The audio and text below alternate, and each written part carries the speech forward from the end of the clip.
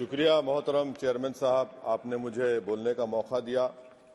मैं Jammu Kashmir reservation amendment bill और Jammu Kashmir reorganisation amendment bill की मुखालिफत में खड़ा हूं सर।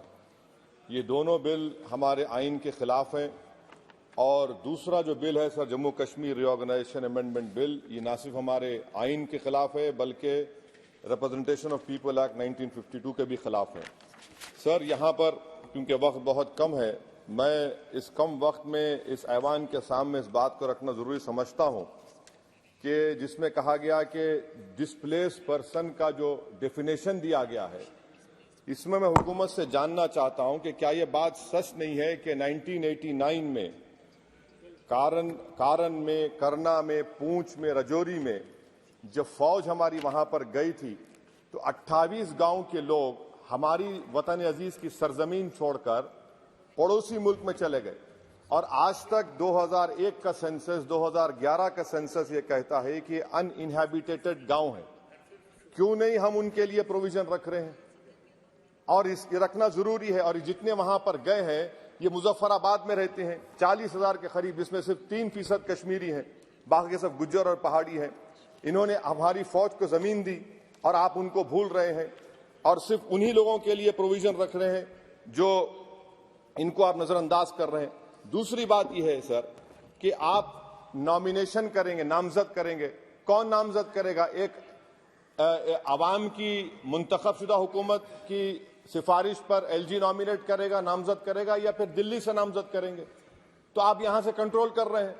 ये तो आइन के खिलाफ है। आप तो जमहूरियत को सबवर्ट कर रहे हैं। अवाम का जो मैंडेट है, फैसला सबवर्ट करने की कोशिश कर रहे हैं।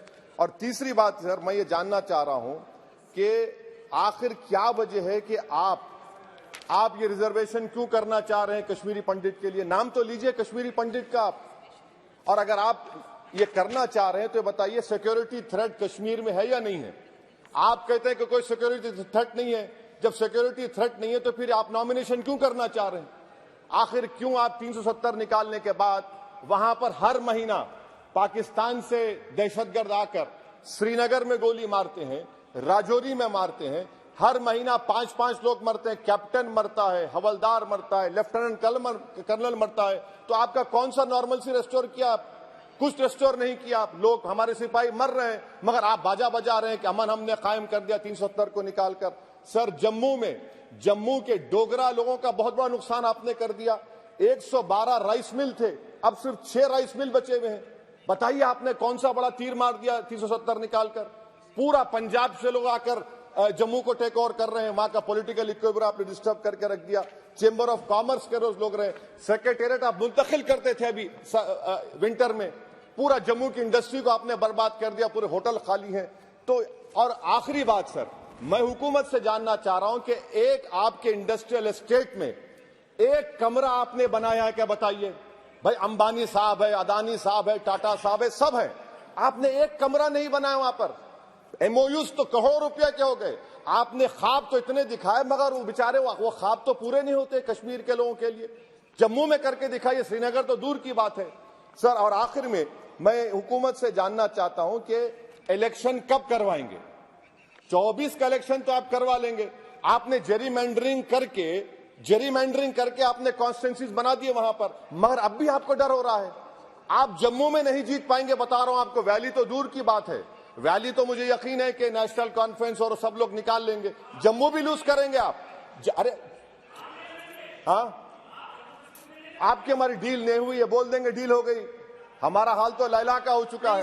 हम नहीं गए सर, हम नहीं गए भी तो आप लोग मध्य प्रदेश जीत गए। कैसा जीतिए मेरे बगैर आप मध्य प्रदेश? सर मैं कंक्लूड कर रहा हूं, मैं कंक्लूड कर रहा हूं सर, मैं कंक्लूड कर रहा सर। ये खामखा निशिकांत को आदत है छेड़खानी करने की। अब जवाब मिल गया उनको।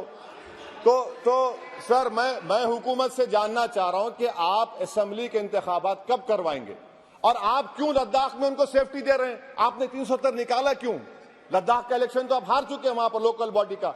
तो फौरन आप इंतखाबात करवाइए ताकि वहां पर जमहूरियत बहाल हो सके। कब तक दिल्ली से हुकूमत करेंगे? इसीलिए मैं दोनों बिल की मुखालिफत करता हूं। शुक्रिया sir. Thank you. Jabir Singh grill, mister. धन्यवाद चेयरमैन साहब, 5 और 6 अगस्त 2019 को प्रधानमंत्री श्री नरेंद्र मोदी जी के नेतृत्व में उनके दिशा निर्देश में जो गृह मंत्री श्री अमित शाह जी विधेयक लाए थे, उसके परिणाम स्वरूप ये सारा घटनाक्रम है जिसको लेकर के आज ये चर्चा हुई। बहुत सारे हमारे मित्रों ने कुछ ऐसी बातें रखी है जो पर से शायद विषय के साथ ताल्लुक नहीं रखती, लेकिन उन्होंने जम्मू कश्मीर के भिन्न भिन्न पहलुओं को लेकर के अपनी राय रखने का प्रयास किया है। मैं जज साहब की बात सुन रहा था, वो कानून साज भी है, तो अक्सर मुझे ना मुझे गुस्सा आता है ना मैं प्रवोक होता हूं, बल्कि मुझे जज साहब की बात जब वो समझा रहे थे कि आइन का मतलब क्या है, भारतीय संविधान का मतलब क्या, बड़े विस्तार से उन्होंने आधा घंटा बताया, तो मुझे गालिब का वो शेर याद आया कि की मेरे कत्ल के बाद उसने जफा से तौबा। 60-70 बरस जो हिंदुस्तान के आइन को वहां लागू नहीं होने दिया, उसकी धज्जियां उड़ाई, उसमें रुकावट पैदा की, वो आज हमें आइन लगे समझाने,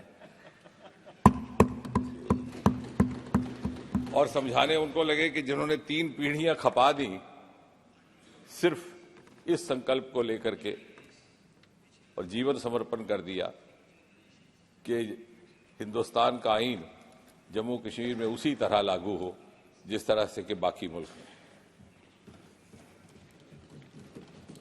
और ये कहानी सिर्फ 1947 से शुरू नहीं होती, बल्कि उससे पहले से भी। सन 1946 में जब कॉन्स्टिट्यूएंट असेंबली की चर्चा के दौरान डॉक्टर श्यामा प्रसाद मुखर्जी ने नेहरू जी से कहा था कि क्या ये जरूरी नहीं कि पुनः विचार कर लिया जाए 370 अनुच्छेद पर, तो दादा तो मुखर्जी की जीवनी से बहुत अच्छी तरह परिचित है और ये लिखित में है उनके बहुत सारे पुस्तकों में भी। तो नेहरू जी ने जो जवाब दिया था उसका प्रिसाइज फ्रेज ये था कि मुखर्जी डोंट बी अपसेट, ये धीरे धीरे घिसते घिसते घिस जाएगी। और बाद में फ्लोर में 1963 में जब बहस हुई इसको लेकर के, जब शास्त्री जी प्रधानमंत्री थे, एक बार फिर से ये चर्चा में आया था, सॉरी नेहरू जी के जी 63 पंडित जी के दौरान 1963 में जब आया, उस समय पंडित जी ने स्वयं भी कहा था कि अब धारा को जाने का वक्त आया है, और नेहरू जी ने कहा था कि धीरे धीरे ये घिसते घिसते घिस जाएगी। अब तब से लेकर अब तक ये घिसा नहीं सके, बल्कि इसको ना घिसाने में एक वेस्टेड इंटरेस्ट बन गया।